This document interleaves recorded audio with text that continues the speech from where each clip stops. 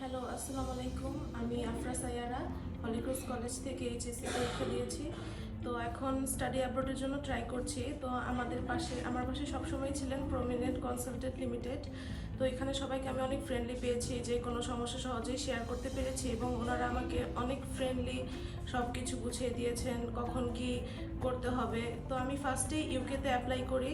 তো সেখানে প্রায় সবই হয়। ইউনিভার্সিটি অফ গ্রিনিচ, সেখানে আমি BA honours in business management এই কোর্সটি পেয়ে যাই, কিন্তু ক্লাস লেটার পর্যন্ত যেতে পারিনি, কারণ সেপ্টেম্বর ইনটেক দিয়ে দেয়, কিন্তু আমার হাতে এতটা সময় ছিল না, যে জন্য এটা চেঞ্জ করে আমি মালয়েশিয়ার জন্য ট্রাই করি।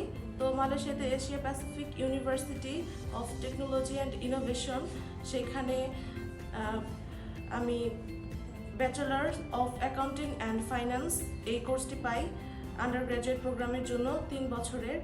তো এখান থেকে আমার প্রায় 15-16 দিন এরকমের মধ্যেই 70% হয়ে গিয়েছে। আলহামদুলিল্লাহ আমার ইভ্যাল চলে আসছে। তো এখন শুধুমাত্র সিঙ্গেল এন্ট্রি ভিসাটার জন্যই ওয়েট করছি।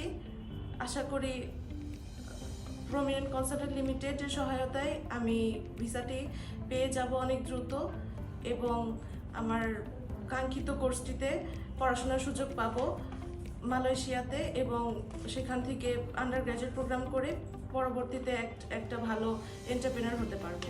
আসসালামু আলাইকুম।